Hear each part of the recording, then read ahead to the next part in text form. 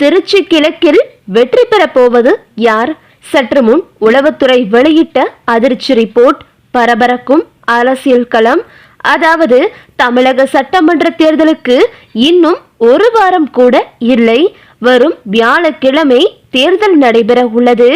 தேர்தலுக்கு சில நாட்கள் இருப்பதால் அரசியல் கட்சிகள் அனல் பறக்க பிரச்சாரத்தில் ஈடுபட்டு வருகின்றன.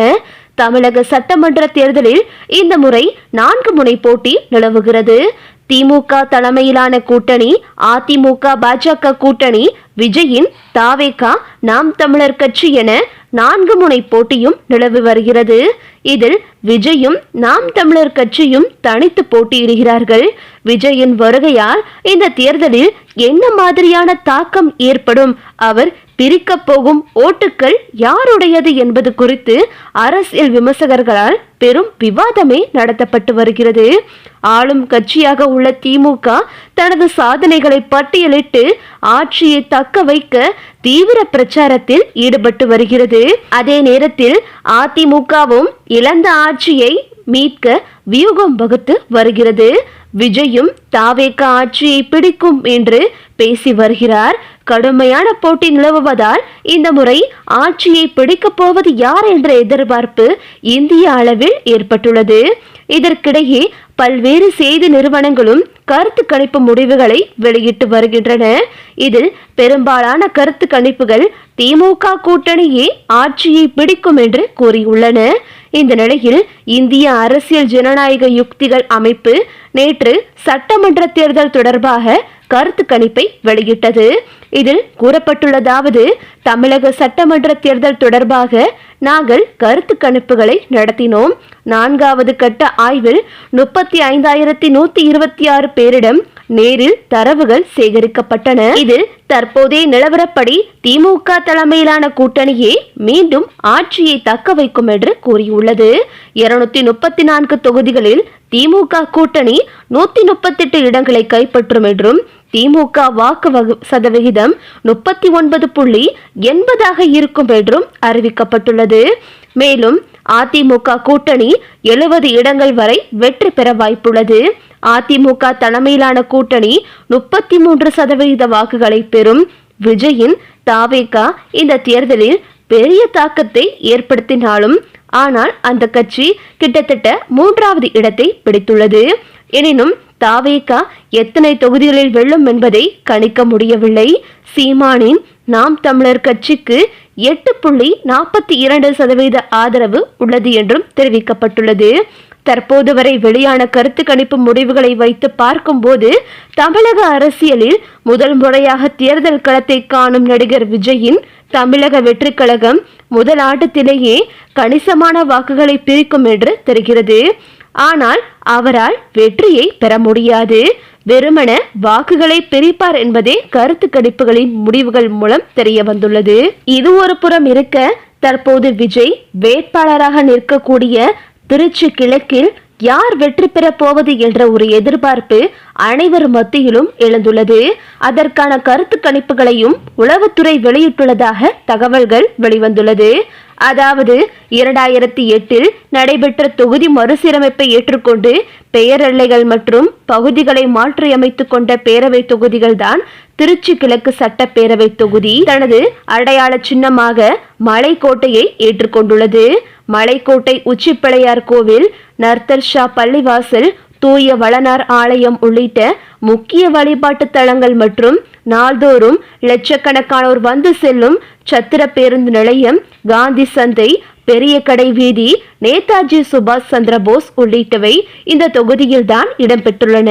மாநகராட்சியின் 8 முதல் 26 வார்டுகள் வரை 33, 34, 35வது வார்டுகள் மற்றும் 37, 38, 43 என மொத்தம் 25 வார்டுகளை கொண்ட தொகுதி. 1952 முதல் இதுவரை இங்கு நடைபெற்ற 16 தேர்தல்களில் 9 முறை திமுக, 5 முறை அதிமுக வெற்றி பெற்றுள்ளன.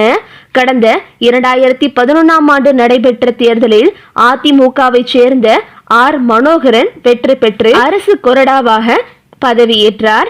2016 அதிமுக ஆட்சியில் சுற்றுலா அமைச்சராக இருந்த வெள்ளமண்டி என் நடராஜன் வசமானது இந்த தொகுதி. 2011 முதல் 2016 என அடுத்தடுத்து இருமுறை வெற்றி கனியை பறித்த அதிமுக 2021 தோல்வியை தழுவியது. திமுக கூட்டணியில் உதயசூரியன் சின்னத்தில் போட்டியிட்ட கிறிஸ்தவ நல்லெண்ண இயக்க தலைவர் இனிகோ இருதயராஜ் வெற்றி பெற்றார். கிறிஸ்தவ வெள்ளாளர், பட்டியல் சமூகத்தினர், இஸ்லாமியர், யாதவர், பிள்ளைமார் மற்றும் பிற்படுத்தப்பட்ட பல சமூகத்தினரின் கணிசமான வாக்கு வங்கியை கொண்ட தொகுதியாக அமைந்துள்ளது. எனினும் தொகுதியின் வெற்றி தோல்வியை தீர்மானிக்கும் சக்தியாக வெள்ளாளர், கிறிஸ்தவர்கள், இஸ்லாமியர்களை உள்ளனர். 2026 தேர்தலில் களம் காணும் திமுக, அதிமுக, தவேக வேட்பாளர்கள் என மூவருமே தொகுதியின் வெற்றியை தீர்மானிக்கும் சமூகத்தை சேர்ந்தவர்களாக உள்ளது என்பதும் குறிப்பிடத்தக்கது. இந்த நிலையில் தமிழக வெற்றி கழக தலைவர் ஜோசப் விஜய் திமுக சார்பில் 2வது முறையாக இனிகோ இருதயராஜ், அதிமுக சார்பில் க ராஜசேகரன், நாம் தமிழர் கட்சியின் சார்பில் மருத்துவர் வி கிருஷ்ணசாமி கட்சி தொடங்கிய போதே திருச்சி கிழக்கு தொகுதியில் விஜய் போட்டியிடுவார் என்ற பேச்சு எழுந்தது. அப்போது இது உறுதிப்படுத்தப்பட்டு களத்துக்கு வந்துவிட்டார். இவர் வெற்றி பெற்றால் தொகுதி மக்களால் எளிதில் சந்திக்க முடியுமா, அடிக்கடி தொகுதிக்கு வர முடியுமா, இரு தொகுதியில் போட்டியிடுவதால் வெற்றிக்கு பிறகு எந்த தொகுதியை ராஜினாமா செய்வார் என்ற கேள்வி விஜய்க்கு பலவீனமாகவே உள்ளது. மறுபுறமோ அதிமுக வேட்பாளராக போட்டியிடும் இந்திரா கணேசன் கல்வி நிறுவனங்களில் செயலாளரும் அதிமுக மாவட்ட பொருளாளருமான க ராஜசேகரன் தொகுதி மக்களிடையே நன்கு பரிச்சயமானவர் என்பது பலம். அதிமுகவிலிருந்து பிரிந்த அமமுகவும் இப்போது உடன் வந்திருப்பது கூடுதல் பலம். உறுதிப்படுத்தப்பட்ட வாக்கு வங்கிகளை கொண்ட கட்சிகள் இடம்பெற்றுள்ள வலிமை மிக்க திமுக கூட்டணியின் செல்வாக்கு ஆகியவை அதிமுகவுக்கு சற்றே பின்னடைவை ஏற்படுத்தக்கூடும் என்கிறார்கள். இங்கு ஆண்கள் மொத்தம் 1,250,000 பேரும், பெண்கள் 1,33,822 பேரும், மூன்றாம் பாலினத்தவர் 54 பேரும், மொத்தம் 2,20,191 பேர் வாக்காளர்களாக இடம்பெற்றுள்ளனர். இப்படி திமுகவின் மொத்த பலமும் அங்கு இருப்பதால் விஜய் தற்போது தான் நிற்க போகும் திருச்சி கிழக்கு தொகுதியில் பின்னடைவை சந்திக்கப் போகிறார் என்று பலரும் கூறி வருகின்றனர். தற்போது உளவுத்துறை வெளியிட்ட கருத்து கணிப்பில் விஜய் கண்டிப்பாக திருச்சி கிழக்கில் 3வது இடத்தை தான் பிடிக்கப் போகிறார் என்றும் உறுதியாகியுள்ளது. தற்போது உளவுத்துறை வெளியிட்ட அதிர்ச்சி ரிப்போர்ட் விஜய்க்கு பெரும் பயத்தை ஏற்படுத்தியுள்ளது. ஏனென்றால் அவர் மற்றொரு தொகுதியில் நிற்கும் பெரம்பூரிலும் விஜய்க்கு பெரிய அளவிற்கு ஓட்டு இல்லை.